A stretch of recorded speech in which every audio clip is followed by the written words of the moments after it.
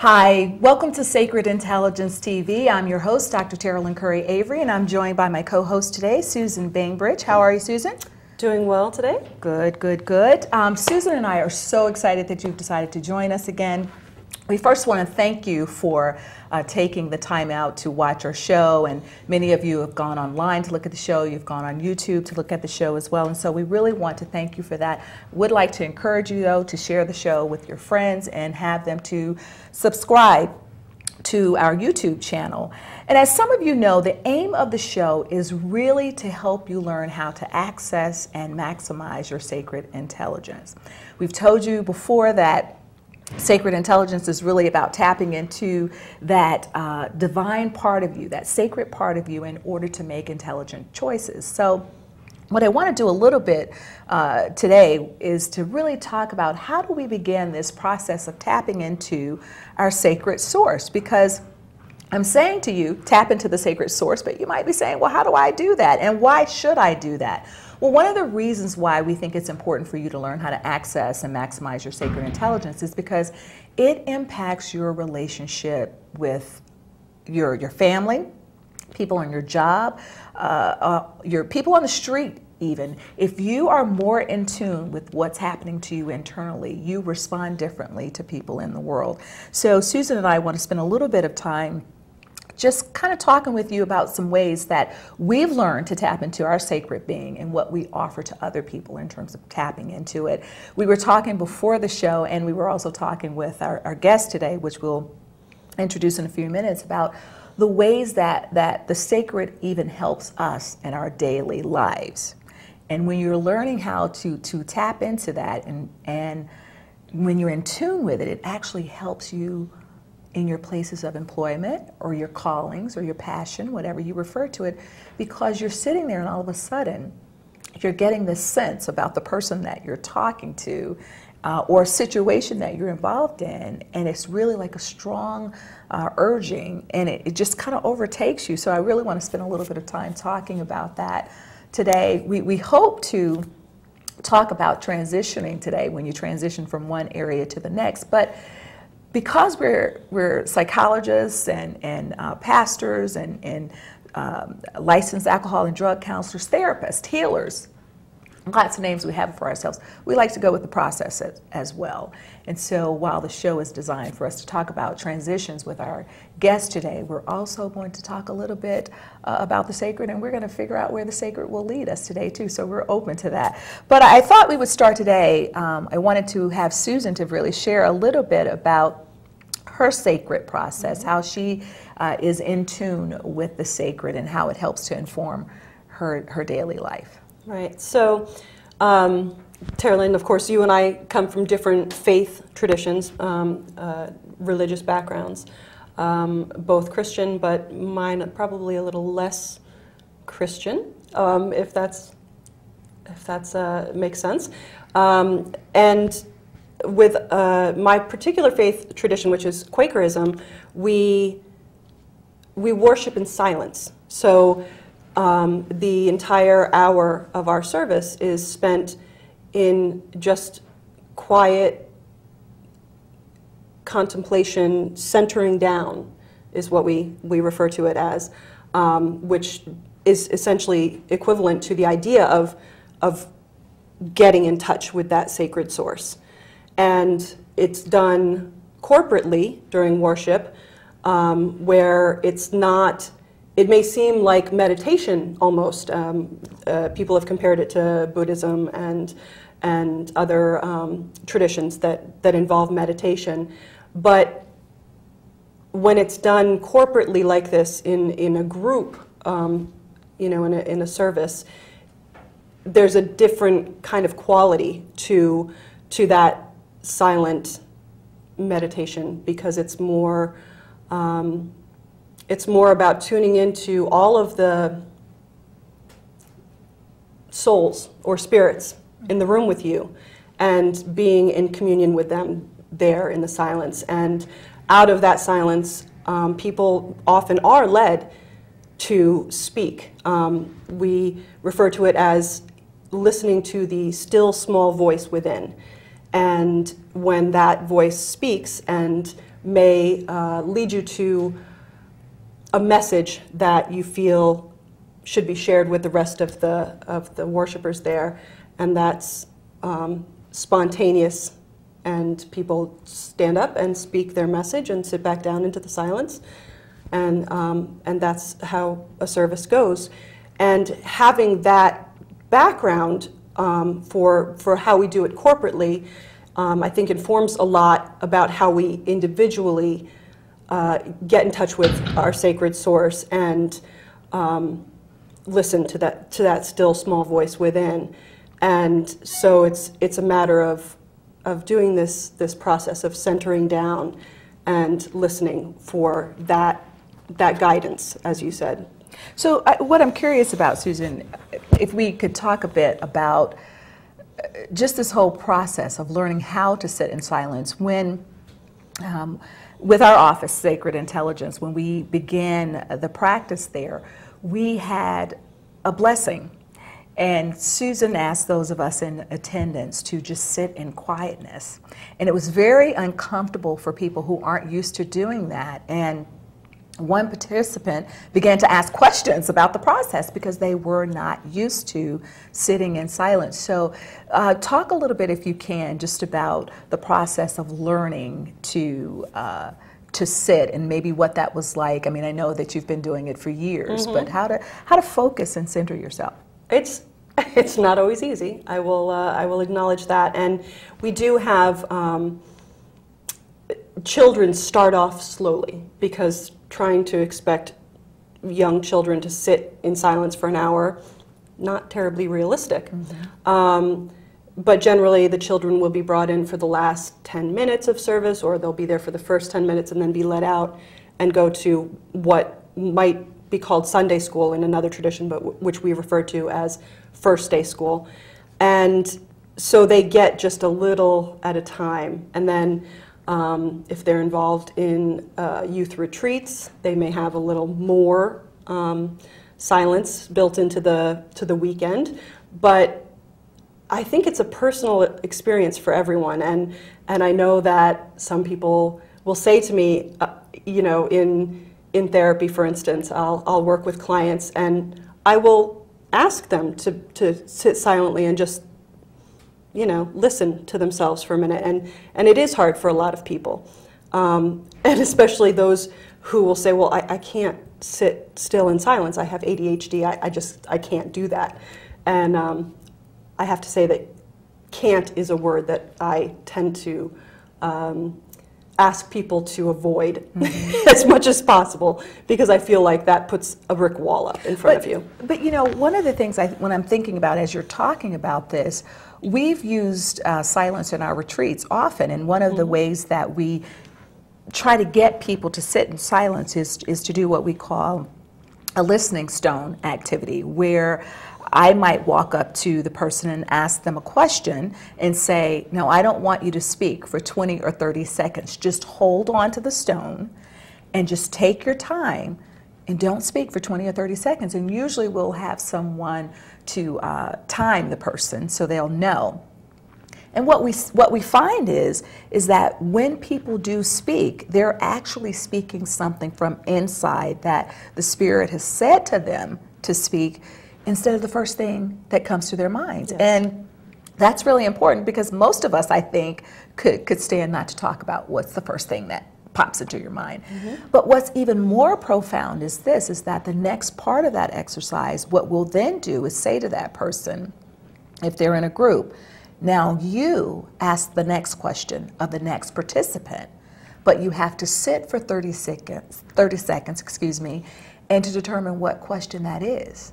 And when they sit in that silence for 30 seconds, they ask a question that's relevant for that participant. And often the participant will say, how did you know to ask me that? The sacred told them what to ask. So it's important that we learn how to be in tune with the sacred. I think what Susan is suggesting is very powerful. Having your time just to sit and allow that space for the sacred to speak. But a couple of different ways, and Susan, you can also speak to this a bit too, that I've found in terms of helping people to practice learning to sit with the sacred is finding a comfortable place in your house and begin by just sitting there and breathing, quietly breathing, being in tune with your breath as it's going in and out, and just focusing on your breath only. And if you do, you'll learn to quiet your mind when you're doing that. But some of the other ways that I often talk to people about just being comfortable with developing that relationship with the sacred is really journaling. And again, I'm sure you do this with your clients as well, but just sit in silence and journal, because when you journal, something different comes out than when you're speaking. Absolutely, yeah.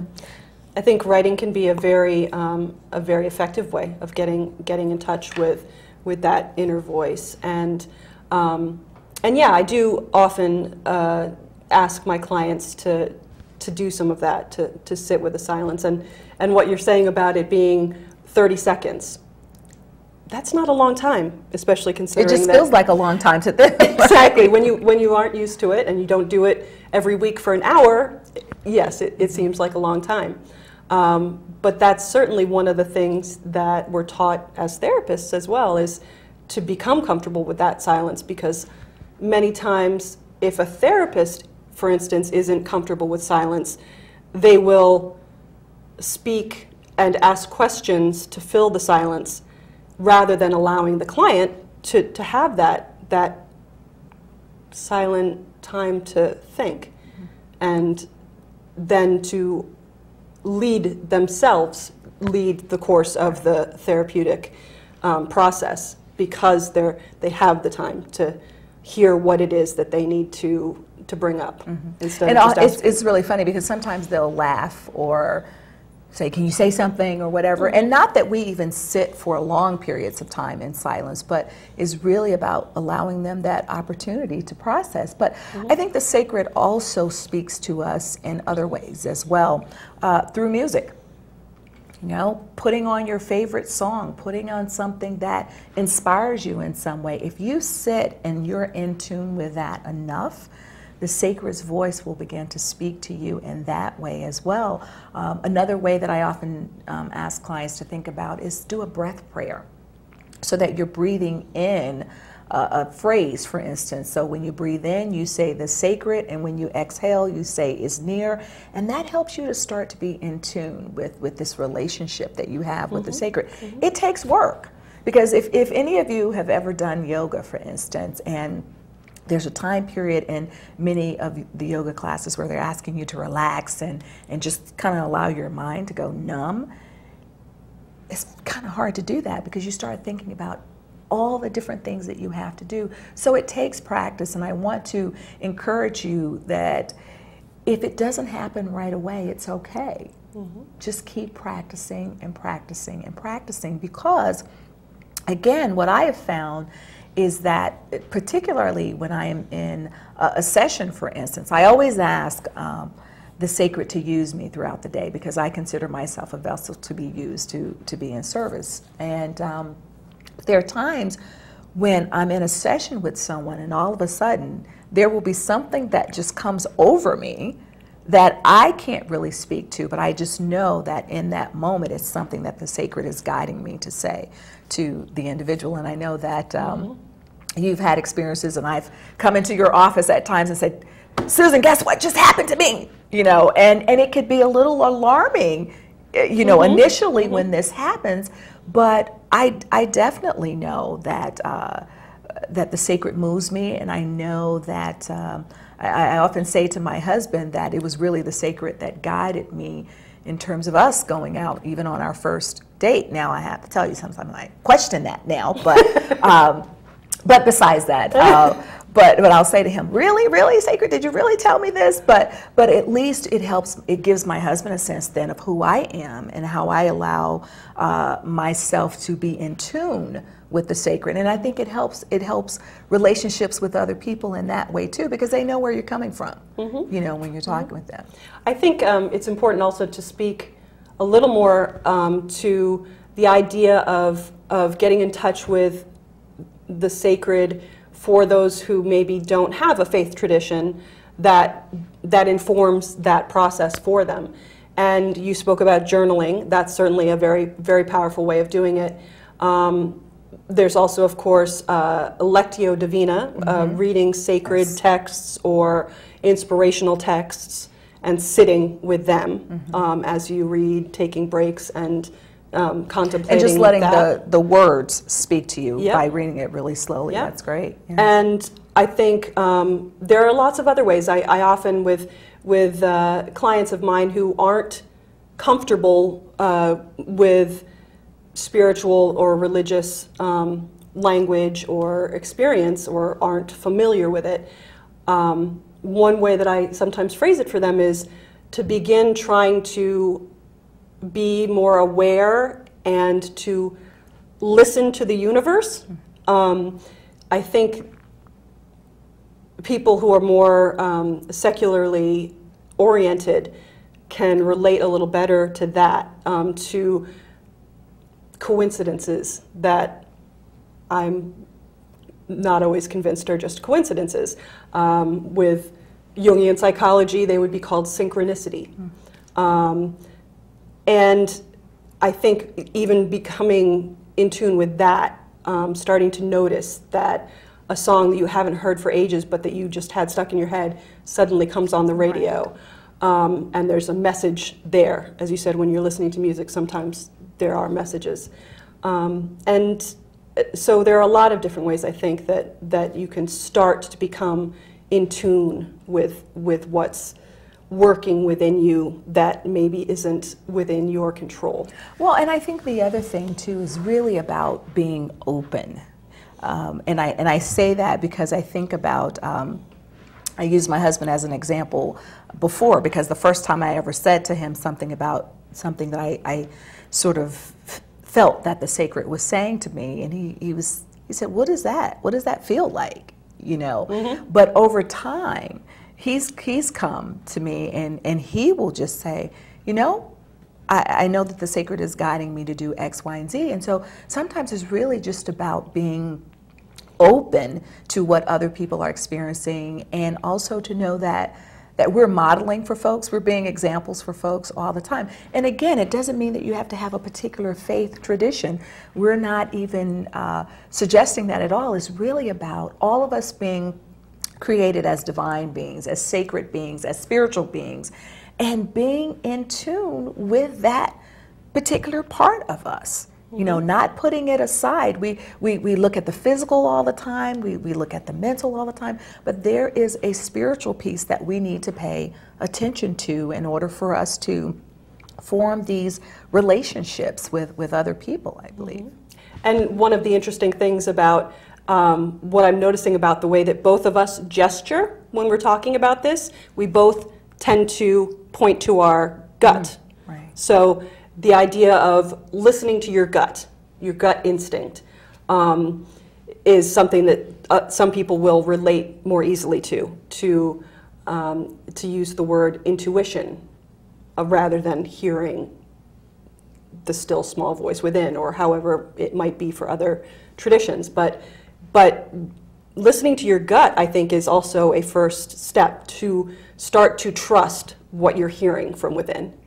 And because what happens, we often talk to people who didn't listen to their gut response, or if you think about it, you'll say, oh, my mind told me, or my gut, my intuition, my this, my that told me not to do it, but I did it anyway. And if we were to pay attention to that, we would stay out of a lot of complicated and troubled situations that we're in. But we don't listen to that little voice. We'll go ahead and we'll do it anyway, instead of being in tune with that. So it isn't that we're trying to say that if you listen to the sacred that you're going to be some little sheep that's following blindly. I think I said on our first episode, I said something about the sacred leading me to divinity school. And someone commented about that statement, and they knew me, so they knew what that meant. And they said, but other people might perceive that as you just following blindly. The good thing about when you develop a relationship with the sacred, your steps are really going to be in tune with what the sacred is guiding you to do anyway. And so for me, going to divinity school was just a part of who I am as an individual. The sacred led me to my calling, but I knew the steps that I needed to take to fulfill that calling based on who I am as a person and as an individual. And that's the thing. When you're created as a divine being, you know, the sacred already is in tune with that anyway, because you're one and the same. So it's really just going to coincide with one another. But we really need to work on getting that sacred piece developed. And Susan and I will talk throughout our episodes at various points about developing the relationship with the sacred, and sometimes we'll focus specifically on, you know, those selfish relationships, and other times the shared. But we do want to say that it's important that mind, body, and spirit all be aligned.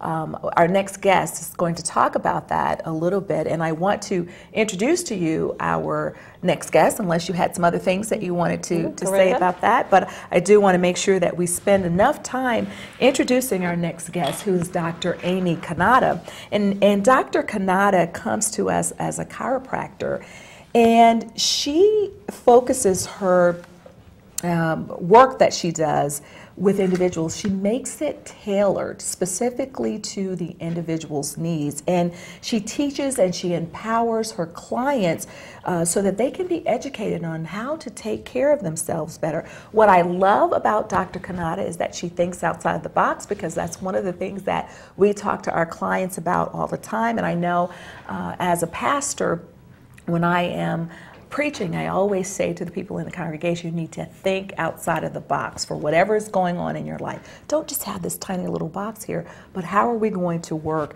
to heal your situation or improve your situation, whatever the case may be.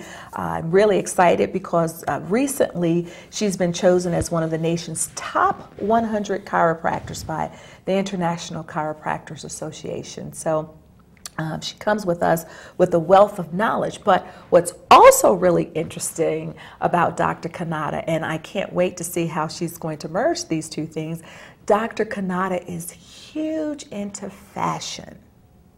I love it, I love it, I love it, because what she does, particularly when she works with women, is really work to help women to feel better about themselves, to be transformed.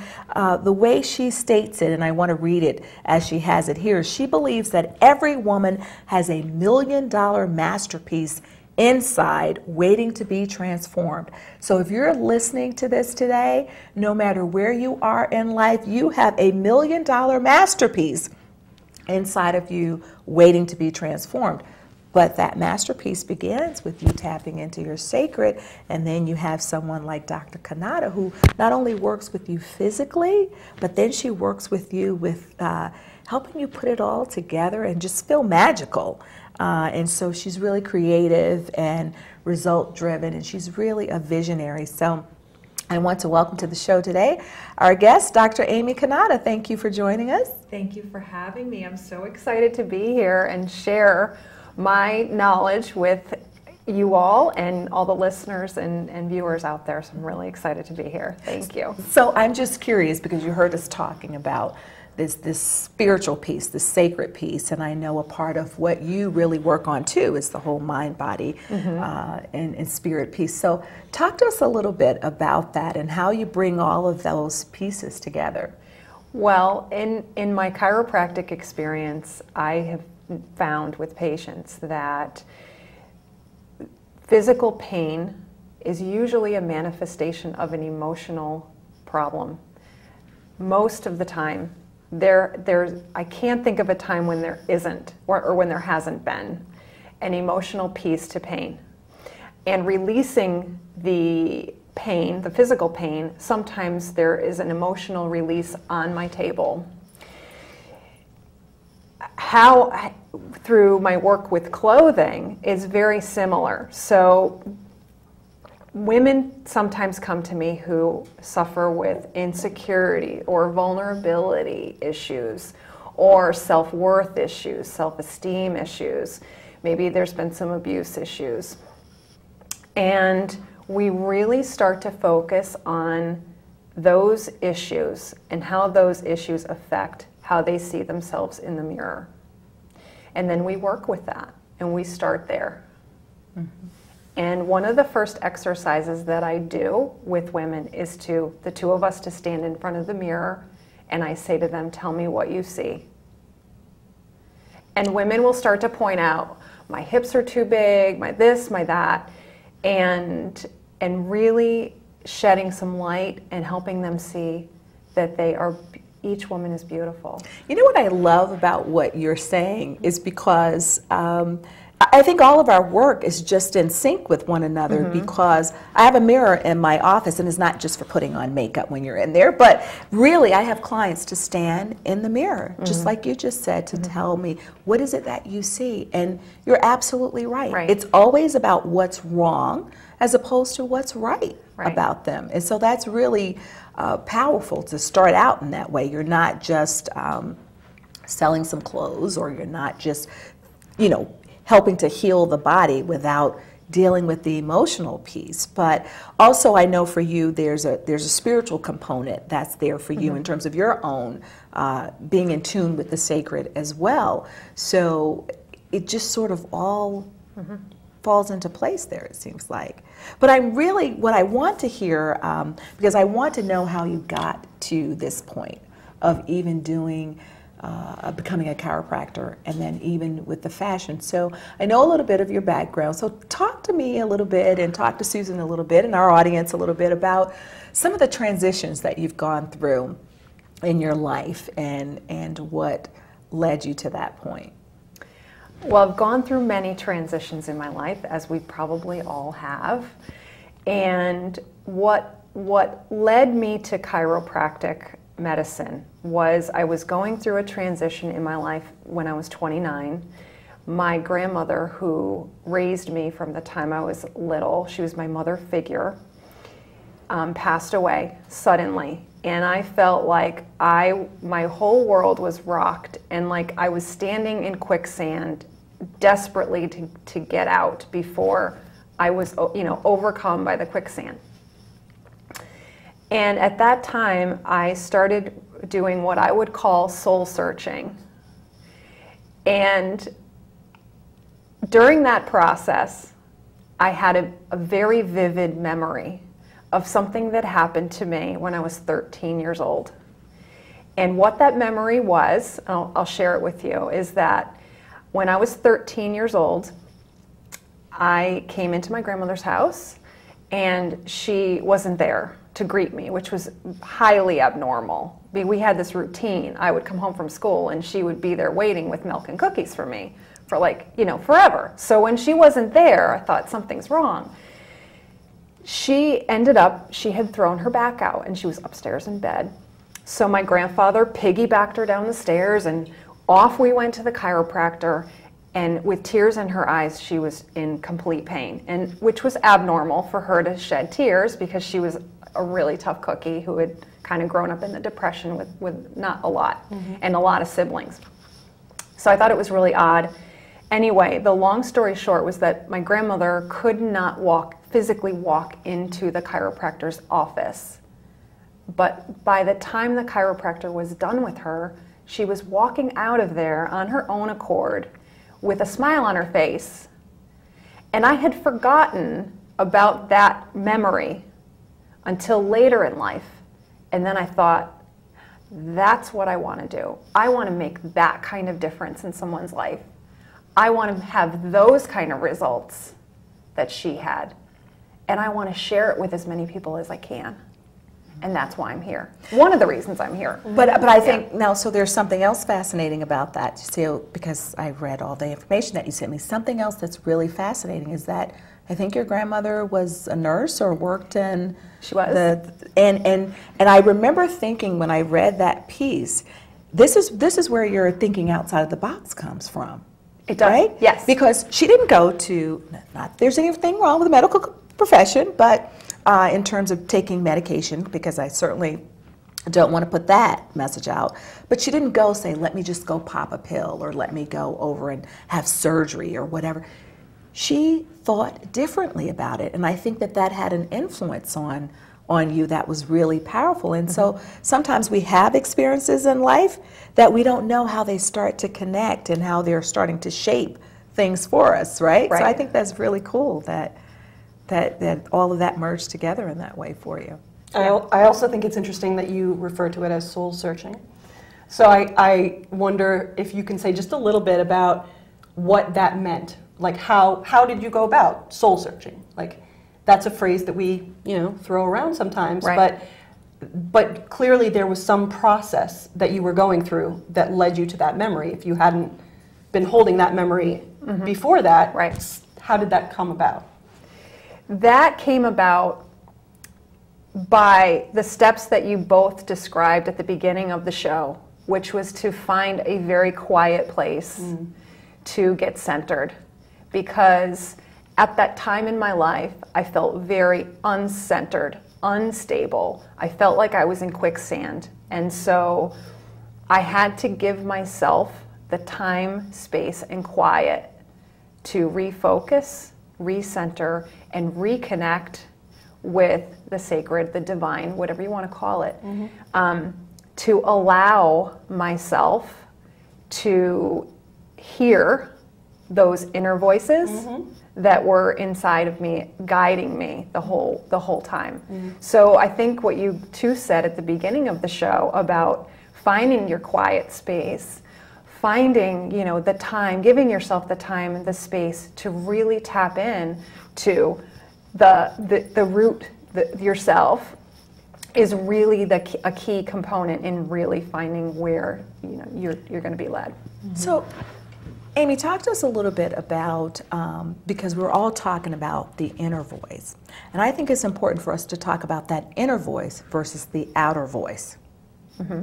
Because sometimes the outer voice can be very negative and pessimistic, and you have people saying mean and nasty things to you, and so you start to doubt yourself. And so talk to us a little bit about your soul searching and maybe what was going on in your life to some degree then, and with why you needed to get in touch with that inner voice and how it helped you to kind of combat, the external stuff that's out there. You mean at that when I was 29? Okay.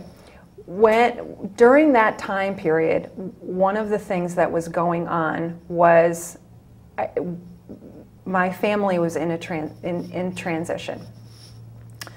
My ex-husband had lost his job, and we had decided to make a move from Western New York back to Connecticut to be, here with family, and for me to pursue my goals and my dreams of going back to school to be a doctor of chiropractic. And that's sort of where it sort of, began for me. I think one of the things that you talked about, though, is that even at that point, you weren't used to taking care of you. You weren't used to thinking about you when you made this decision to go back to school. And I think that that's great, because one of the things that happens when we pay attention to what the sacred is saying is that we learn to be committed to ourselves, particularly as women, because we put everybody else first. And so I think at the time your kids were really young. So what was that like for you to say, okay, I'm going to do this. I'm going to do this for me, and really to be persistent and committed to doing that? Well, I'll tell you, most of my family thought I was completely insane. My kid, I have two daughters. At the time, they were 4 years old and 2 years old, and my commute to school one way was going to be an hour and a half. And classes started at 8 o'clock and went till 5 o'clock, and then I had an hour and a half commute home. So my family thought I had completely lost my mind, and I really had to do everything in my power to stay true to what I knew was right for me, despite everybody else thinking I was completely crazy. And the interesting thing that happens when you do that, or from my experience, what happened to me, is that everything fell into place without me trying. And I was pleasantly surprised and shocked. Because I think that's where the sacred steps in. Right. And as I listen to your story, it's like my story. I started divinity school. My kids were 4 and 2 as well. And I can tell you that my family thought I was crazy, but it's so interesting because the persistent piece is really important and being committed to yourself, because I know if you're driving hour and a half, classes from 8 to 5, there are days that you are really exhausted, and it helps to have supports around you, so that even though I know that some of my family thought I was crazy, they were still supportive. And I have to just tell you, like, quickly a funny story, because one day I was really exhausted, and I thought I could call one of my sisters and bemoan how exhausted I was. And she said, "So how many more years of school do you have?" And I said, "Well, I have 2 more." And she said, "Well, you're just going to have to buck it up until you get it done." And I said, "Man, I can't even call you guys to get like a little bit of sympathy." But you know what? Her thing in that moment was, she felt like it wasn't sympathy that I needed. I needed to know, this is what you have to do. You say that this is what you've been called to do, so you have to do it. Right. And so I imagine that I hope that you had people around you who were also supportive of your efforts. Did you have other folks? I would say I really didn't. But one of the things that helped me through it, as you're talking, I'm inspired to tell you both that the way that I got through school was in 3-month increments at a time. And I would say to myself, Amy, all you have to do is get through the next 3 months, because in 3 months your schedule is going to change and things will be different. Or I would have a break, I would have a week off, or I would have the summer off, or I would have a holiday break. So I just kept whittling away at the pieces. And every 6-month milestone, I thought, I only have 3.5 more years to get through. I only have 2.5. I only have 2. But I would look at everything in 3 or 6 month increments. And I'm like, okay, all I have to do is get through these next 3 months. And if I can get through these next 3 months, it made it more manageable for me. Because when you look at, oh my gosh, I'm going to go to school to be a doctor, and for 4 years, I'm going to commute an hour and a half away, one way, and I have a 4-year-old and a 2-year-old, most people would find that to be very overwhelming, like too much to chew. And I tell this to my patients and my fashion clients, it's like, take things in little bite-sized pieces, because there's a cumulative effect that happens over time when you do that. And it's similar to what we tell our clients too, because clients come in and they want to solve all their problems at one time, and I'll say it didn't take you a short period of time to create them or for things to happen, because some things just happen to people. So we've got to take those small chunks. But I'm just really admiring what you're saying, because you didn't have the other support. But what I think that you had was this internal drive, your internal spiritual source that kept you moving day by day by day. And I just really appreciate you saying, I'm going to figure out a way to do this. And I think that was your internal source just kind of guiding you, saying, yes, I can't look at it as this overwhelming thing. And it's only 4 years. Before you know it, the 4 years will be over. It doesn't mean it's not hard. So I hope that that's inspiration to other women out there who are considering going to school or considering taking on some other position in life, transitioning in some other way in life, that to be inspired to know that you can indeed do it. There's a time period that you'll have to go through where it'll be difficult, but you'll get past that time period, and then things will be even better on the other side. But what I'm also curious about, because I know that fashion has always been a part of your life since you were very, very little. So I bet you during the whole time you just looked wonderful. You made sure that you kept yourself in style. Actually, this is so funny. This is so not me. But during chiropractic school, I dressed in sweats and wore no makeup because, quite honestly, we were constantly working on each other, and I didn't have time at 5 a.m. My hair was in a bun or a ponytail just about every day with no makeup, because A, I didn't have time, and B, we were face down on a chiropractic table half the time, so it just didn't make any sense. So. But how did you feel about yourself, even if you were not dressed to the nines? You know what? During that time, I felt great and I felt empowered because I was doing something that I was led to do. And so feeling good about yourself is not just how you look physically, but it's really about mentally how you feel about yourself as well, your self-worth. You get past it. But I want to know how you merge the two in terms of just thinking about, I guess I'll put it this way. One of the things I thought about when you and I talked prior to this is I think that the better you feel about yourself, the more upright you carry yourself, the more you're not walking slumped over. And that has to have impacts for you physically, right? So do you ever talk with your clients about those two things? They're, you know, just helping them to think about how you present yourself, how you carry yourself helps you to be more confident. And it changes a little bit physically how you present yourself as well. So what are your thoughts about that, and do you engage people? I do engage people a lot, and we actually, we do sometimes do a little exercise. With regards to working with women with how they're dressed and how they present themselves. And the exercise is that we put on an outfit with flats, we put on an outfit with heels. And I say, how does this make you feel? And it makes people feel much different. And sometimes, and also, whether it's flats or heels, or whether we have, you know, women, I have women that are self-conscious about their arms. So we stand there, it's like, let's put a jacket on. How does that make you feel? If that makes you feel more confident to have your arms covered, then by all means have your arms covered, because you're going to feel more confident because you're not exposing your arms, which is your weak area, where you think your weak area is. So those are the types of things that we work on.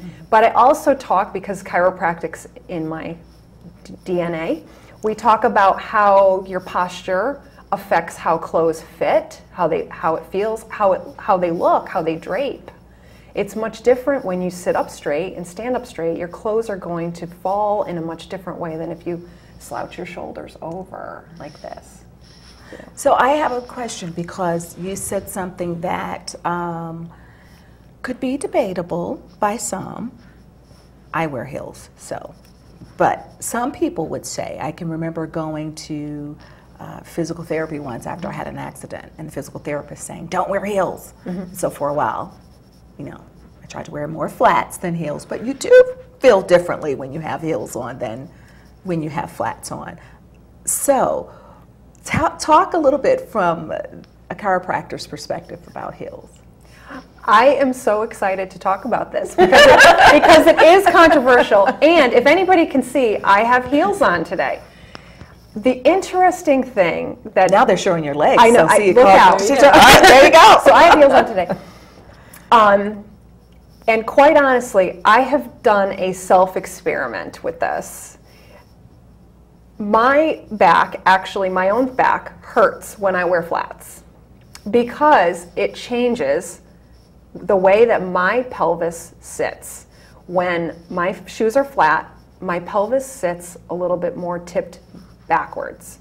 And that puts added stress on my spine in particular.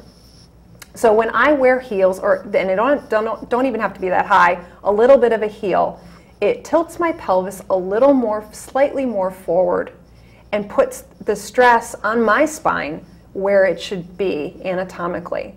So the answer is we have to listen to our body and what is comfortable, because my spine is different than everyone else's, and so the answer is not, for me anyway, and there are my chiropractic colleagues that are gonna shoot me for saying this, but I don't think it's a hard and fast, you shouldn't wear heels, because of my own experiences on how my body feels when I wear flat shoes all day long to work. Yeah. Okay, so this is going a little bit off topic, but at what age should girls be allowed to wear heels? Because this was a debate with my children very early on. And I have to say, these days it's really, really hard to find shoes that are flat for kids, even when they're very, very little. Yeah. And I always wonder about that for especially the wee little ones. Should they have heels? And so how does that impact? I would say not at all. The rule of thumb is that once their feet are done growing, which is roughly in girls around 15, 16, 17-ish. Prior to that, the most important thing for kids is making sure that they have good arch support. And many of the shoes that are on the market now have no arch support. Even the most expensive sneakers don't have the right arch support. And for kids, when their bones are young and molding still and growing, it's really important, because later in life, if your feet haven't formed properly, later on in life it translates into things like problems with your knees, problems with your hips, low back problems. So if you think about it from the sacred standpoint of being grounded and having your feet kind of molded to the earth and being grounded, you want to make sure that kids' feet form properly. And so I'm not an advocate of heels. I have 2 teenage daughters, and my youngest is going to turn 16, and she's now going to be allowed to wear heels, but prior to that, no. Really? So yeah. I've been letting my daughter wear heels much too early. It's so hard to find shoes, though. Well, it's funny that we're having this conversation to me, because here I am, nearly 6 feet tall, so I never wear heels, and they're not comfortable for me anyway. So it's always flats, even in dress-up occasions. I am in fancy but low shoes. And my oldest daughter is very tall also, like I am. My younger daughter, who's 16, she's a little bit less tall. She didn't quite get that gene from my side of the family, but and neither of them are big on heels. My oldest daughter didn't wear heels until she was probably a junior in high school, and finally started to become comfortable with her height. Because of course, those of us who are women who are tall, we're tall from, maybe junior high, we're suddenly like 3 feet taller than all the boys, right? So there would be no chance that she was going to wear heels because she was so self-conscious. Right. But when the boys started to catch up in height, it was partly that, and it was partly her own sense of self-esteem. Her confidence had sort of blossomed at that point, and so she was comfortable wearing heels every now and then, and she will every now and then. My younger daughter, however, wears the same kinds of shoes all the time, and they have 0 arch support. And I have been on her about this for years and years and years. Cannot get her to wear anything with arch supports. I'm thinking I got to get like inserts or something. I have to do something for her because because they have problems. Yeah. But it's really interesting to me, Susan, because I always admire when I see a woman who's really tall and she's strutting around in her heels, because to me she's just exuding confidence that I'm not going to live by the world's standards. I'm going to live by my standards. I like heels. Why shouldn't I be able to wear them? And I'm just amazed. But Amy, what I think in terms of just listening to you, how as a chiropractor we can go between this fashion place of heels and how you feel and look, and then to this physical place, I think that's a wonderful way to just merge those two things. I mean, people get the best of both worlds when they come to see you, because you can say, honey, why are you wearing that? I know you wouldn't say it like that, but you can encourage them in gentle ways to think about what they have on, and how they could look and feel differently. Because really, isn't that what it's about? We all just want to, what I think is go back to that place of goodness that we were created in the very first place, because we've all of us have been created out of goodness and out of love, and that's all we really want, isn't it? It's just to feel special and loved and cared for, and that's the beauty of forming that relationship with the sacred, because it's unconditional, right? Right. The other thing, Amy, is that, you had shared a bit about this mind, body, spirit piece of you, but the spiritual piece of you came early on in your life as well, right? Mm-hmm. You developed a relationship with the sacred early in your life. Can you talk about that a little bit? Well, ever since I can remember, which is around 4 years old, as I mentioned earlier, my mother figure in my life was my grandmother. My mom worked full time, so my grandmother took care of me most of the time. And although my grandmother did not go to church regularly, she read the Bible every day. And ever since I was 4, I can remember when I would spend time with her, she would read a few verses out of the Bible and we would talk about it. As I got older, she became a little more active in her church, and we would have the church over for gatherings to our house. We would have potluck dinners and things like that. So my journey with God, or the divine, the sacred, has been that of a subtle one.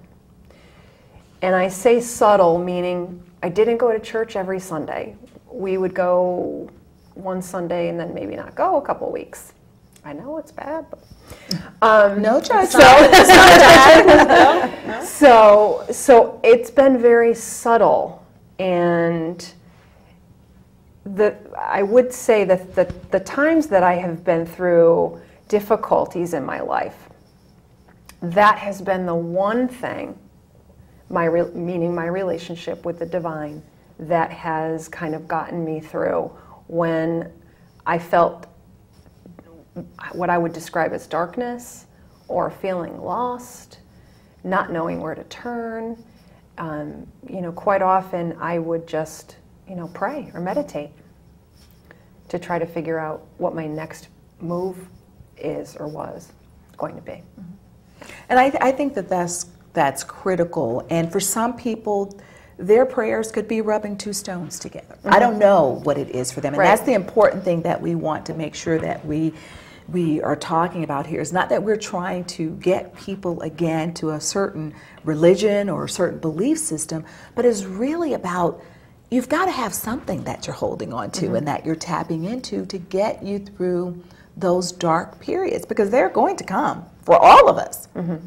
None of us are immune to these situations happening to us. You might look at it and say, oh, wow, they have it all together.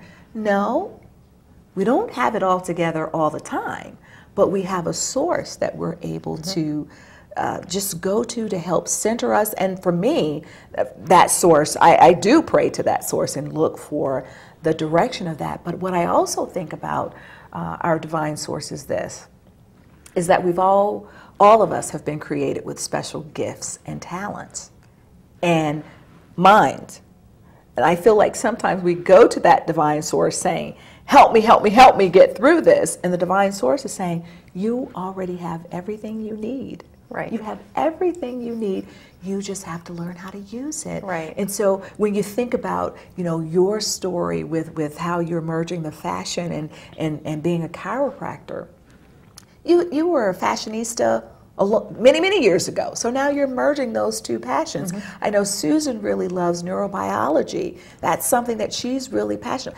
The Spirit has already gifted her with that. Now it's about using it. For me, I've always been passionate about asking 100 questions to folks when I meet them, which is the psychology part.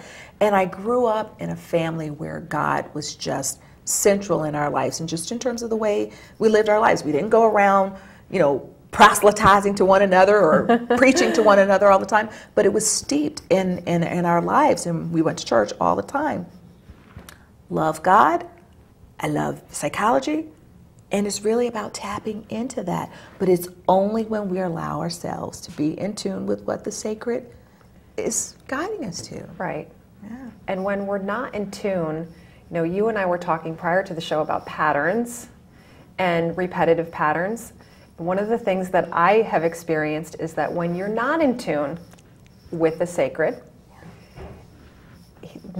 the pattern starts to repeat until you sort of get it. And I have definitely experienced that, where I was disconnected and needed some guidance. Yes, Yeah. yes. Well, you know, Dr. Cannatta, I know I called you Amy a few times, but that's what happens when you feel this connectedness here. We have really enjoyed having you on the show. It seems like before we know it, our time is gone. But what I want to do as we end the show is I really want to highlight a couple of golden rules for sacred intelligence. And some of these you might have heard on the show today, and others you may not have heard, but I want to, just in terms of thinking about the golden rules for the sacred, is this: that the mind, body, and spirit are connected. They are not separate entities. And about listening to that inner voice that affirms your status as a sacred being, I think is so important, that we're not listening to those outer voices or even our own inner critic, because we didn't talk about that today. But in terms of selfish piece for the golden rules of sacred intelligence is: be creative. Think outside of the box, as Dr. Cannatta was talking about today. Be creative in your vision and your passion and how you merge those things. Be resourceful and think about, how will I obtain this? So Dr. Cannatta talked about driving an hour and a half each way, but everything falling into place. She was resourceful in order to get her needs met. And then be committed. She was really true to herself throughout the whole process, and in tune with what her needs and her passions were at the time. And then in terms of shared relationships, although Dr. Cannatta spoke about not having a lot of support, I would encourage you to recognize the subtle signs of the negative things that are going on around you, if anybody is trying to dissuade you from your journey, and recognize the positive relationships in your life, like she recognized her grandmother. Recognize those examples that other people have set for you, and again, just recognize that you have to think outside of the box. So I thank you all for joining us, but before we go, I want to ask Dr. Cannatta, how can people get in touch with you if they want to talk with you or meet with you? If anyone would like to get in touch with me, you can reach out to me via email. My email is acannattadc@yahoo.com, or you can reach me by phone at 860-322-4954. And of course, if you want to know more about us, go to www.sacredintelligence.com. We also invite you to, again, share our television show with your friends, and please subscribe to our channel at Sacred Intelligence on YouTube as well. Thank you so much for joining us, and we look forward to seeing you at our next episode. Bye-bye.